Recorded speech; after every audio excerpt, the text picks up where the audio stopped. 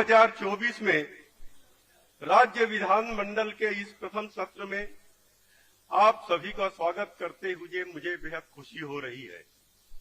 मेरी सरकार छत्रपति शिवाजी महाराज, महात्मा ज्योतिराव फुले, राजर्षि छत्रपति साहू महाराज, भारत रत्न डॉक्टर बाबा साहब अम्बेडकर और अन्य महान स्वप्नदृष्टा एवं समाज सुधारकों द्वारा अधिकथित किए गए उच्च आदर्शों का निरंतर अनुसरण कर रही है। लंबे अरसे से चले आ रहे महाराष्ट्र कर्नाटक सीमा विवाद को सुलझाने की दृष्टि से महाराष्ट्र सरकार सम्मानीय उच्चतम न्यायालय में अपने पक्ष को मजबूती से रख रही है। महाराष्ट्र सरकार सीमावर्ती क्षेत्र में रहने वाले मराठी भाषिक लोगों के लाभ के लिए शैक्षिक, चिकित्सक और विभिन्न अन्य योजनाओं का प्रभावी कार्यान्वयन कर रही है। महाराष्ट्र देश के अग्रणी औद्योगिक राज्यों में से एक है। देश की कुल डीजीपी में महाराष्ट्र की हिस्सेदारी 14.2% है और भारत के कुल निर्यात में 17.3% हिस्सेदारी के साथ यह निर्यात में भी अग्रणी रहा है। मेरी सरकार ने सन 2027 से 28 तक देश के $5 ट्रिलियन की अर्थव्यवस्था के लक्ष्य के अनुरूप राज्य के लिए $1 ट्रिलियन की अर्थव्यवस्था को प्राप्त करने का महत्वाकांक्षी लक्ष्य निर्धारित किया है। इस वर्ष में प्रोत्साहन पैकेज योजना के तहत 61,576 करोड़ रुपयों के निवेश मूल्य की 75 परियोजनाओं को मंजूरी दी है, जिससे राज्य में 53,000 से अधिक रोजगार के अवसर सृजित होंगे। देश में सीधे विदेशी निवेश आकर्षित करने में महाराष्ट्र सबसे अग्रणी रहा है। राज्य में 65,500 करोड़ रुपए का सीधे विदेशी निवेश हुआ है। यह निवेश देश के कुल सीधे विदेशी निवेश का 48.78% है। मेरी सरकार ने जनवरी 2024 में दावोस में हुए विश्व आर्थिक मंच में 3,53,000 करोड़ रुपयों की राशि से अधिक सहमति पत्र पर हस्ताक्षर किए हैं, जिससे राज्य में 2 लाख नौकरियां सृजित होगी। मेरी सरकार ने राज्य की निर्यात क्षमता को बढ़ाने के लिए राज्य की पहली महाराष्ट्र राज्य निर्यात प्रोत्साहन नीति 2023 को घोषित किया है।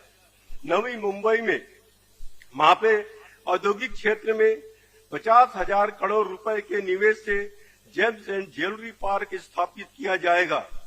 इससे प्रत्यक्ष और अप्रत्यक्ष 1 लाख रोजगार सृजित होंगे।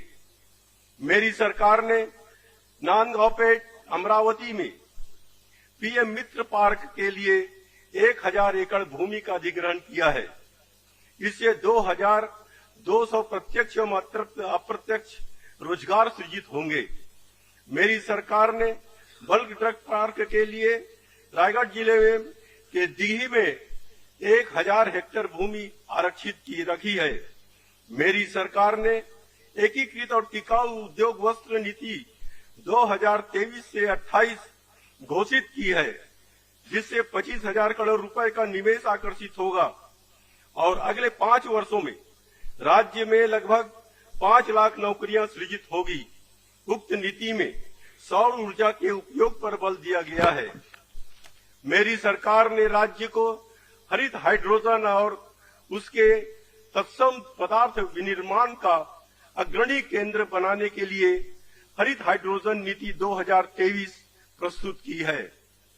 एनटीपीसी ग्रीन एनर्जी लिमिटेड और 6 निजी विकासकों के साथ 2,76,000 करोड़ रुपए के निवेश की नवीनीकरण ऊर्जा परियोजना से संबंधित सहमति पत्र पर हस्ताक्षर किए हैं, जिससे 64,000 नौकरियों का सृजन होगा। मेरी सरकार ने ग्रामीण युवाओं में रोजगार के लिए आवश्यक कौशल विकसित करने के लिए ग्रामीण क्षेत्रों में 511 प्रमोद महाजन ग्रामीण कौशल्य विकास केंद्र स्थापित किए हैं। मेरी सरकार ने गोंदिया और गढ़चिरौली जिले के नक्सली क्षेत्र में युवाओं को सक्षम बनाने और रोजगार देने के लिए कौशल विकास कार्यक्रम शुरू किया है। साथ ही गढ़चिरौली में 2 नए औद्योगिक प्रशिक्षण संस्थान स्थापित किए गए हैं। मेरी सरकार ने युवाओं के लिए रोजगार के अवसर बढ़ाने के लिए इस वर्ष 1,53,000 से अधिक रिक्त पदों की भर्ती प्रक्रिया शुरू की है। मेरी सरकार ने महाराष्ट्र सरकार के अधिकारियों और कर्मचारियों जिनके भर्ती विज्ञापन या अधिसूचना 1 नवंबर 2005 के पूर्व जारी हुई थी, परंतु 1 नवंबर 2005 को या उसके पश्चात वे सरकारी सेवाओं में शामिल हुए हैं, उन्हें केंद्र सरकार के आधार पर पुरानी निवृत्त पेंशन योजना कार्यान्वित करने का निर्णय लिया है।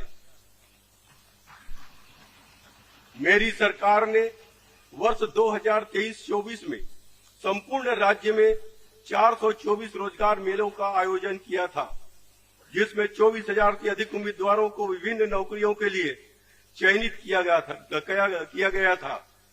दिसंबर 2023 में नागपुर में एक राज्य स्तरीय महारोजगार मेला आयोजित किया गया था, जिसमें 11,000 से अधिक उम्मीदवारों को विभिन्न नौकरियों के लिए चयनित किया गया था। मेरी सरकार ने महाराष्ट्र भवन और अन्य सनिर्माण श्रमिक कल्याण बोर्ड के संकेत स्थल पर 21 लाख से अधिक सनिर्माण श्रमिकों को पंजीकृत किया है। लगभग 7,11,000 सनिर्माण श्रमिकों को प्रत्यक्ष लाभ अंतरण के जरिए 941 करोड़ रुपए के लाभ दिए हैं।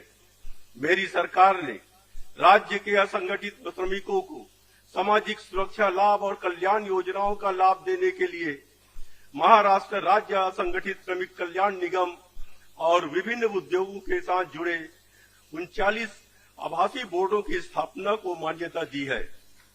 मेरी सरकार ने ठाणे शहर में सीसीटीवी स्थापना करने के लिए प्रशासनिक अनुमोदन दिया है। मेरी सरकार ने अमरावती और नांदेड़ शहरों में भी सीसीटीवी परियोजना को कार्यान्वित करने का निर्णय लिया है। मेरी सरकार ने प्राकृतिक आपदाओं, लोक स्वास्थ्य, कृषि, यातायात नियंत्रण, पर्यवेक्षण और निगरानी आदि जैसे विभिन्न क्षेत्रों में ड्रोन प्रौद्योगिकी के लिए उपयोग के लिए महाराष्ट्र ड्रोन मिशन को मान्यता दी है। मेरी सरकार जिला अस्पतालों, सामान्य अस्पतालों और अन्य सरकारी स्वास्थ्य संगठनों में भी सभी नागरिकों को मुफ्त चिकित्सा उपचार देने के लिए प्रतिबद्ध है।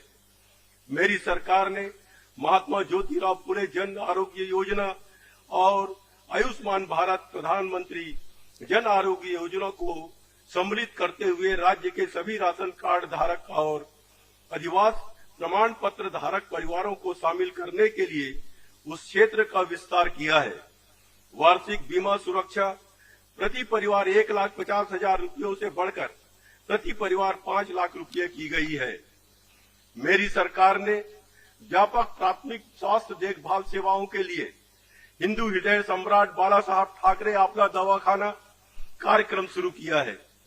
मुंबई में 30 बहुविध चिकित्सालयों सहित 220 चिकित्सा केंद्र परिचालन में है और 5 बहुविधिक चिकित्सालयों और निदान केंद्रों के साथ 45 चिकित्सा केंद्र बनाने का नियोजित है। यह सुविधाएं निःशुल्क चिकित्सा जांच, दवाएं, रक्त परीक्षण और विशेषज्ञ परामर्श देती है, जिससे बंबई में रहने वाले 35 लाख से अधिक व्यक्तियों को लाभ हुआ है।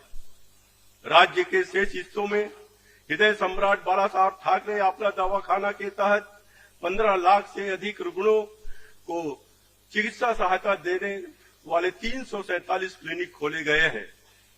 मेरी सरकार ने महाराष्ट्र राज्य ग्रामीण जीवनोत्तरी अभियान के 61,56,000 परिवार को जोड़ा है। सरकार ने सामुदायिक संसाधन व्यक्तियों के लिए परिश्रमिक 3,000 रुपयों से बढ़ाकर 6,000 रुपये किया है और स्वयं सहायता समूह के लिए परिक्रामी निधि 15,000 रुपये से 30,000 रुपये तक बढ़ाई है। स्वच्छ भारत अभियान ग्रामीण टप्पादोन के तहत 90,000 व्यक्तिगत घरेलू शौचालय और 2,600 सामुदायिक स्वच्छता परिसरों का सन्निर्माण किया गया है और 28,300 गांवों को खुले में शौच मुक्त ग्राम घोषित किया है। बाला साहब स्मृति मातोश्री ग्राम पंचायत बनड़ी योजना के तहत मेरी सरकार ने 2000 तक की जनसंख्या वाले ग्राम पंचायतों के ग्राम पंचायत भवनों के सन्निर्माण के लिए 20 लाख रुपए और 2000 से अधिक जनसंख्या वाले ग्राम पंचायत को 25 लाख रुपए का पुनरीक्षित अनुदान आवंटित करने का निर्णय लिया है।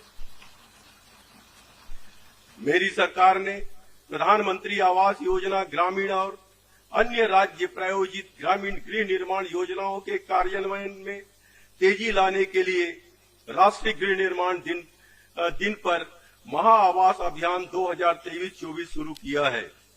मेरी सरकार राज्य के 409 शहरों में प्रधानमंत्री आवास योजना शहरी को सक्रिय रूप से कार्यान्वित कर रही है और 15 लाख से अधिक मकानों को मंजूरी दी गई है। केंद्र सरकार ने इस उपक्रम के लिए 2,909 करोड़ रुपए आवंटित किए हैं। महाराष्ट्र निवारा निधि से 2,873 करोड़ रुपए और राज्य के बजट प्रावधान से 782 करोड़ रुपए जारी किए गए हैं। मेरी सरकार ने राज्य का सबसे लंबा समुद्री मार्ग अटल बिहारी वाजपेयी शिवंडी नहवा सेवा अटल सेतु का काम पूरा कर लिया है और इसे 13 जनवरी 2024 से जनता के लिए खुला किया गया है।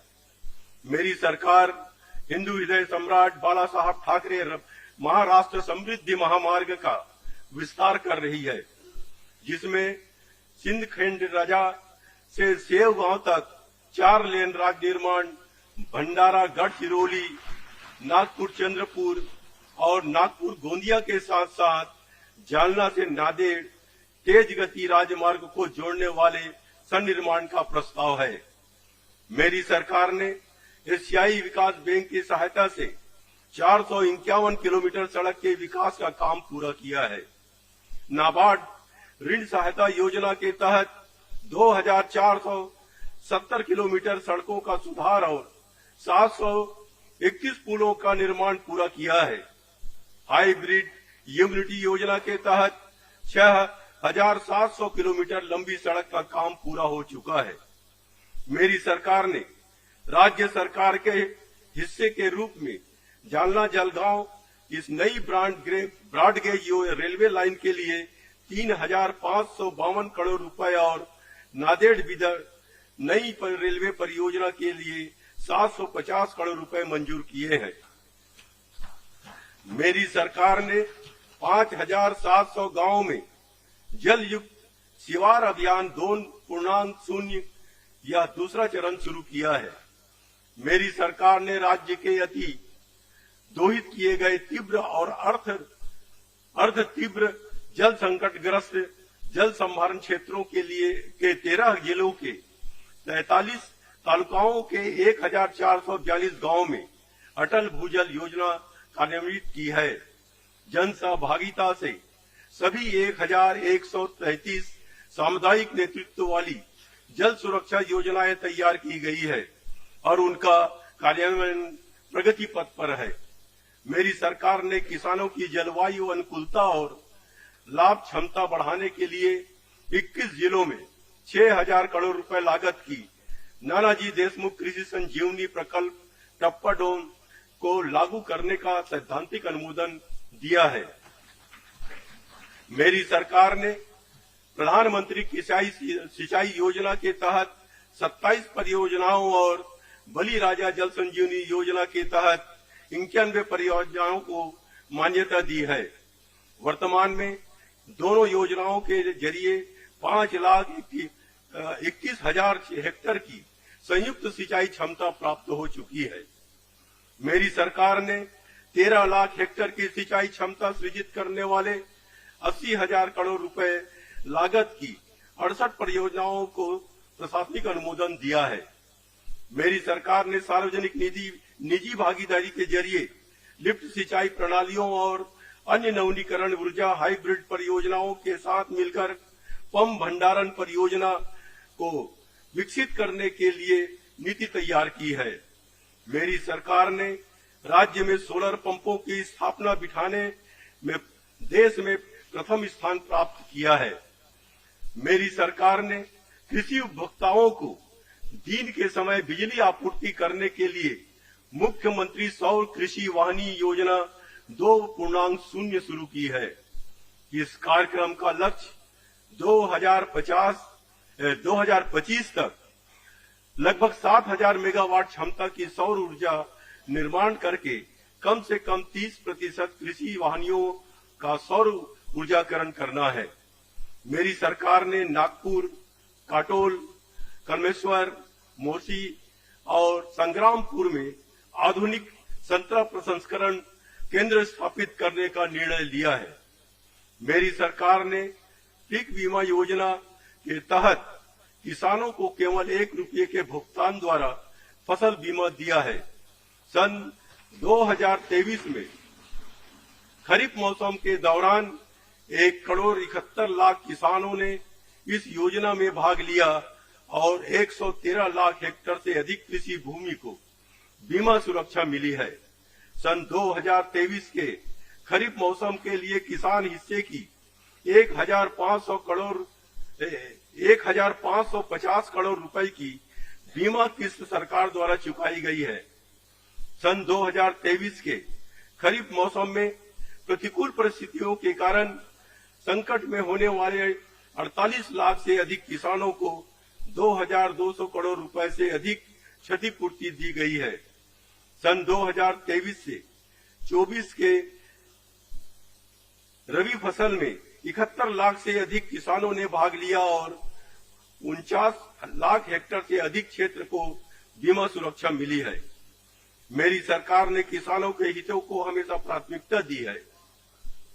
प्रधानमंत्री किसान सम्मान योजना और नमो शेतकारी महासम्मान निधि योजना के तहत राज्य में पात्र किसान परिवारों को प्रतिवर्ष 12,000 रुपयों की कुल राशि दी जाएगी। मेरी सरकार जिन किसानों ने फसल ऋण लिया है और उस ऋण की पूर्ण अदायगी की है, उन्हें प्रोत्साहित करने के लिए महात्मा ज्योति राव फुले शेतकारी कर्ज मुक्ति योजना कार्यान्वित कर रही है। इस योजना के तहत 14 लाख से अधिक आधार वैधिकृत ऋण खातों में 5,000 करोड़ रुपए से अधिक की राशि वितरित की गई है। मेरी सरकार ने प्राकृतिक आपदाओं के कारण कृषि फसल हानि हुए किसानों के बैंक खातों में सीधे निधि जमा करने के लिए मार्च 2023 से प्रत्यक्ष लाभार्थी हस्तांतरण प्रणाली कार्यान्वित की है। आधार क्रमांक के जरिए पहचान करने के बाद 3,825 करोड़ रुपए से अधिक राशि 44,82,000 किसानों के बैंक खाते में निर्बाध रूप से जमा की गई है। मेरी सरकार ने किमान आधारभूत कीमत योजना के तहत धान उत्पादक किसानों को प्रति हेक्टेयर 20,000 रुपये की प्रोत्साहन राशि अधिकतम 2 हेक्टेयर की सीमा तक देने की घोषणा की है। मेरी सरकार ने राज्य के अकृषक सहकारी क्रेडिट संस्थाओं साथ ही साथ वेतन कर्मचारी सहकारी क्रेडिट संस्थाओं में 1 लाख रुपयों तक की सीमा को निक्षेप को संरक्षण देने का निर्णय लिया है। इससे राज्य के लगभग 3 करोड़ निक्षेपकों को लाभ मिलेगा।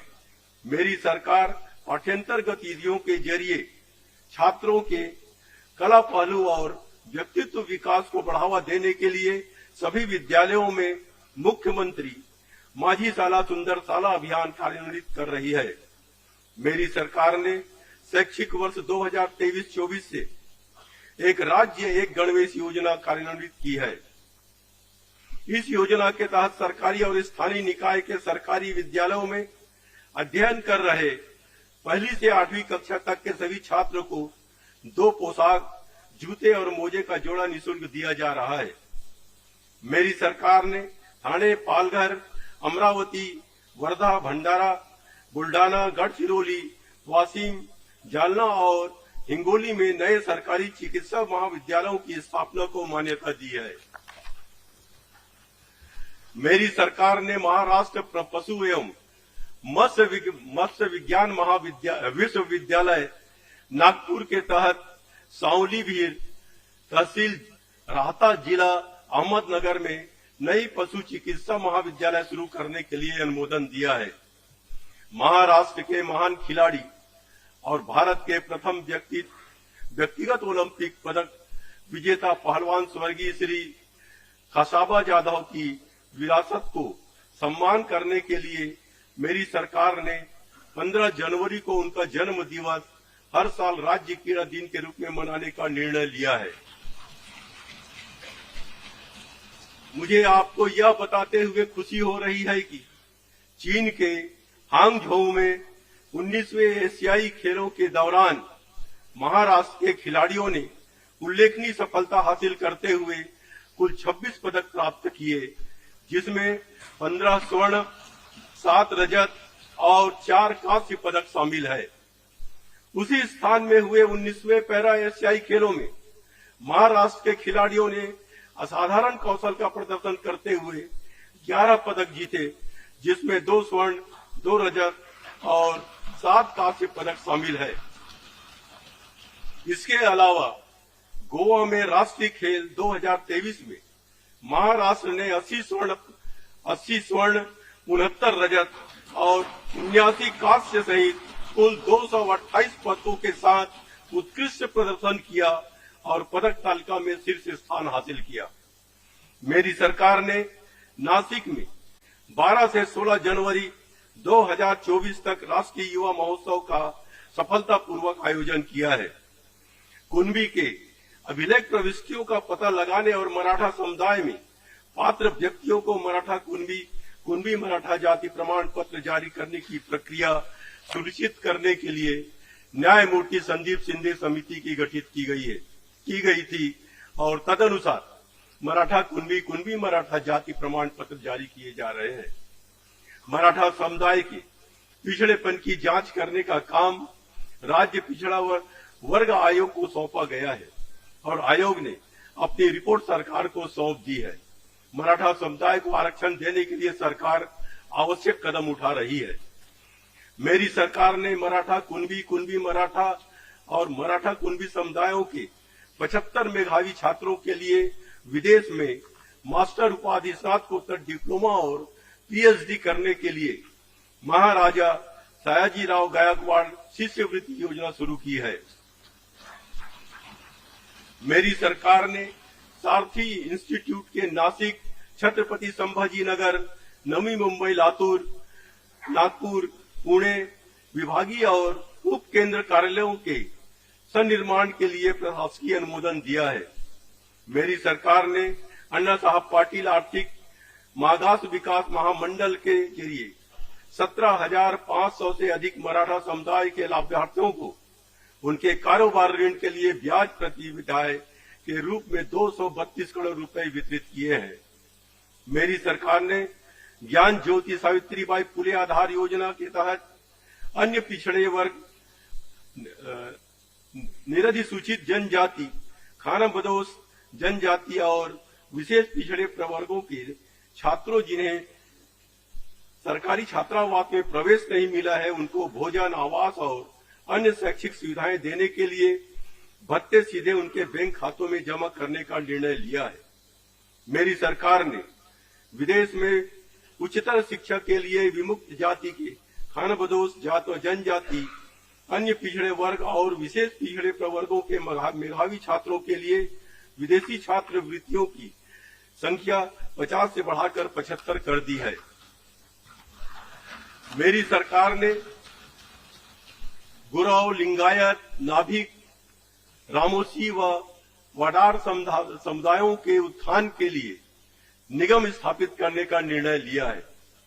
प्रत्येक निगम को 50 करोड़ रुपए की शेयर पूंजी मंजूर की गई है। मेरी सरकार अन्य पिछड़े वर्गों, निरधिसूचित जनजातियों, खानाबदोश जनजातियों और विशेष पिछड़े प्रवर्गों के लिए अगले 3 वर्षों में 10 लाख आवासों का सनिर्माण करने के लिए राज्य में मोदी आवास गृह निर्माण योजना कार्यान्वित कर रही है। इस योजना के तहत 12,000 करोड़ रुपए उपलब्ध कराए जाएंगे। मेरी सरकार ने दिव्यांगजनों की उन्नति के लिए दिव्यांग कल्याण विभाग दिव्यांगदारी प्रभावशाली अभियान शुरू किया है। इस अभियान के 28 जिलों को सम्मिलित किया गया है, जिसमें 85,000 से अधिक दिव्यांगजन लाभान्वित हुए हैं। मेरी सरकार ने विभिन्न गृह निर्माण संस्थाओं को सरकारी भूमि देते समय दिव्यांगों के लिए आरक्षण 3% से बढ़ाकर 5% किया है।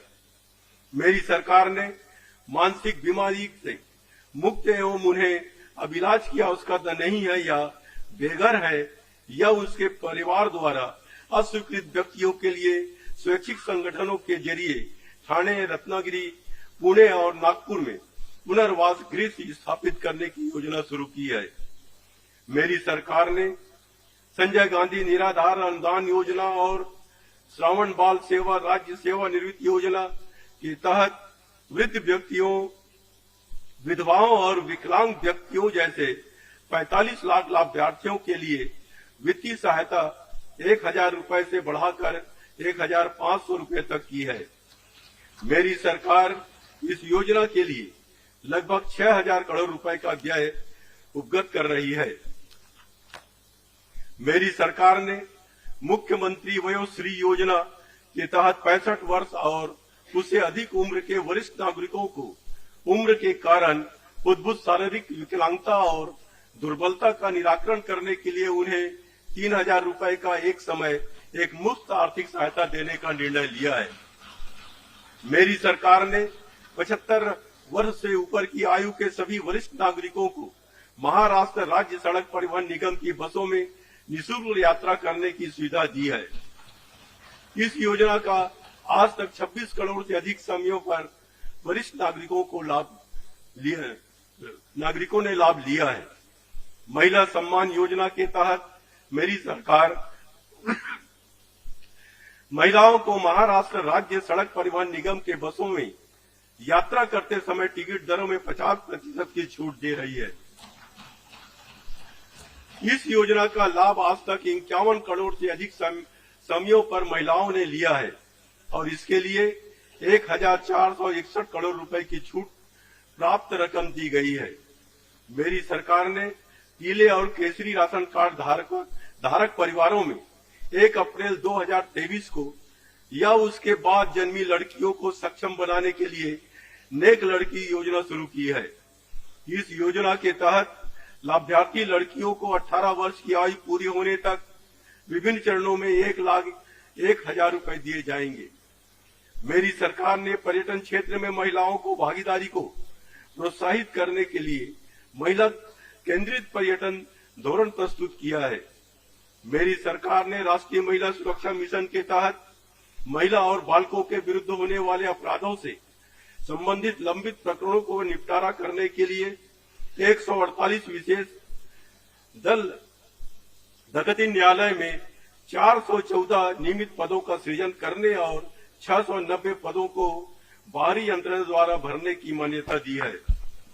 मेरी सरकार ने कुपोषण और एनीमिया से निपटने के लिए लक्षित सार्वजनिक वितरण प्रणाली के जरिए लाभार्थियों को पोषण तत्व गुण संवर्धित चावल वितरित करने का निर्णय लिया है।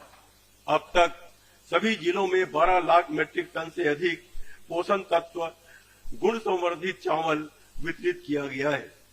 मेरी सरकार ने गुड़ी पड़वा, डॉक्टर बाबा साहब अम्बेडकर जयंती, गौरी गणपति, दिवाली एवं श्री राम प्राण प्रतिष्ठा समारोह जैसे उत्सवों के अवसर पर राष्ट्रीय अन्न सुरक्षा अधिनियम के लाभार्थियों को और किसान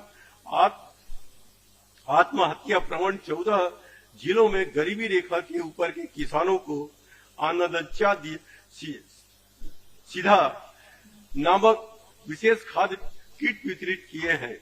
मेरी सरकार ने राज्य में शासन आपल्यादारी यह कल्याणकारी उपक्रम शुरू किया है, जिससे 2 करोड़ से अधिक लाभार्थियों को प्रत्यक्ष रूप से लाभ हुआ है।